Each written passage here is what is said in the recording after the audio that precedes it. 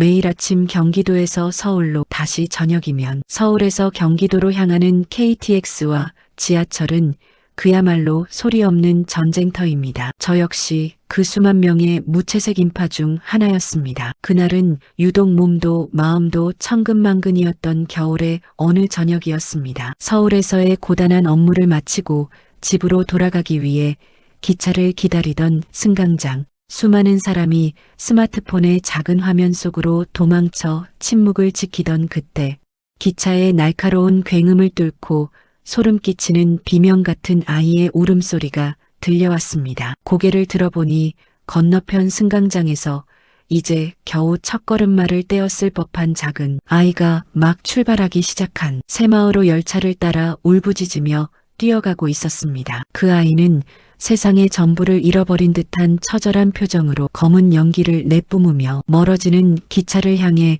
고사리 같은 손을 뻗고 있었습니다. 하지만 주변 어디에도 아이를 돌보는 보호자는 없었습니다. 아이는 열차의 속도를 이기지 못하고 휘청거렸고 금방이라도 고압 전류가 흐르는 시커먼 철길 아래로 추락할 것 같은 아찔한 상황이 이어졌습니다. 저는 본능적으로 휴대폰을 꺼내 112에 전화를 걸었습니다. 여기역 승강장인데 아이가 철길로 떨어지려고 해요. 제발 빨리 와주세요. 하지만 돌아온 답변은 절망적이었습니다. 지금 퇴근 시간이라 근처 순찰차가 이동하는 데만 15분이 넘게 걸립니다. 일단 영무원에게 연락하세요.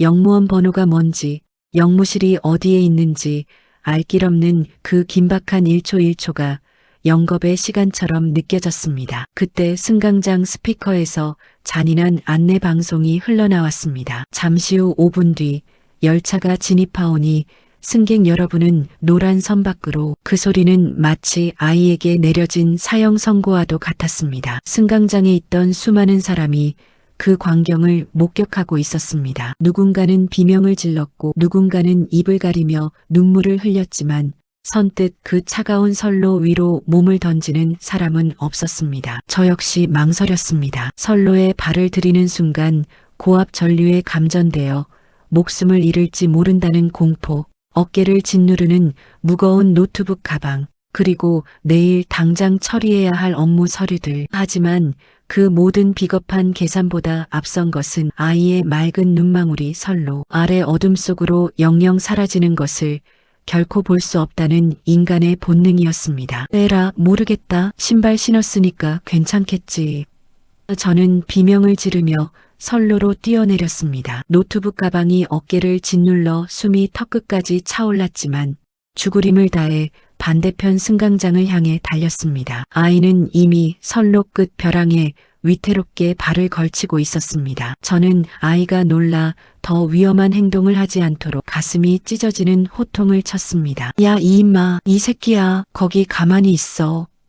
무서운 호통에 아이는 겁을 먹었는지 그 자리에 주저앉아 자지러지게 울기 시작했습니다. 덕분에 열차가 진입하기 직전 저는 승강장 위로 기어올라 아이를 가슴에 품을 수 있었습니다. 아이가 진정될 때까지 제 품에 얼굴을 묻고 떨고 있는 동안 영무원과 사람들이 달려왔습니다. 아이 곁에는 낡아 빠진 쇼핑백 하나가 덩그러니 놓여 있었습니다. 그 안에는 다해진 아이의 내복 몇 벌과 식어버린 젖병 하나가 전부였습니다. 주변 목격자들의 말은 더욱 충격적이었습니다. 아이의 엄마로 보이는 여자가 기차가 출발하기 직전 아이를 슬쩍 승강장에 내려놓고 자신만 급하게 열차에 올라탔다는 것이었습니다. 세상에 어떻게 사람의 탈을 쓰고 이 여리고 예쁜 생명을 차가운 기차역에 버리고 갈 수 있단 말입니까? 경찰서에 도착해 아이를 넘겨주려 할 때였습니다. 잠에서 깬 아이는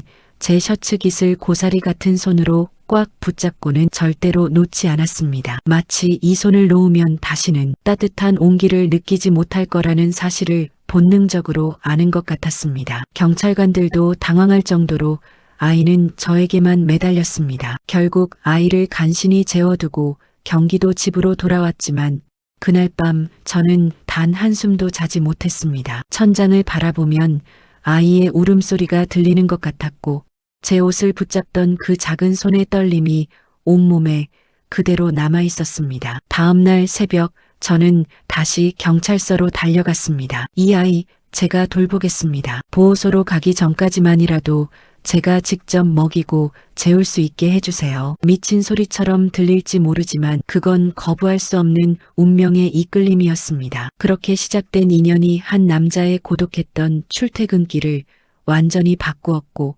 세상에 버려졌던 한 아이에게 아버지라는 이름의 기적을 선물했습니다. 여러분, 사랑은 눈으로 보는 것이 아니라 마음으로 보는 것이며 용기란 두려움보다 더 소중한 것을 발견했을 때 뿜어져 나오는 빛입니다. 오늘 이 이야기가 여러분의 마음속에 희망의 불씨를 지폈나요? 지금 바로 화면을 2번 톡톡 누르고 구독과 팔로우를 꼭 눌러주세요. 여러분의 그 작은 공감이 절망에 빠진 또 다른 누군가에게 세상을 다시 살아갈 용기를 전달하는 거대한 힘이 됩니다. 여러분의 따뜻한 관심이 제가 더 감동적인 이야기를 찾아올 수 있는 가장 큰 원동력이 됩니다. 지금 이 영상을 사랑하는 사람들에게 공유하며 오늘도 우리 서로에게 기적이 되어주자는 따뜻한 한마디를 건네보세요. 여러분의 댓글 하나하나가 저에게는 세상 무엇보다 소중한 선물입니다. 오늘 하루도 여러분의 마음이 사랑의 온기로 가득 차길 진심으로 기도하겠습니다. 감사합니다. 내일은 더 가슴 떨리는 이야기로 다시 찾아뵙겠습니다. 꼭 다시 만나요.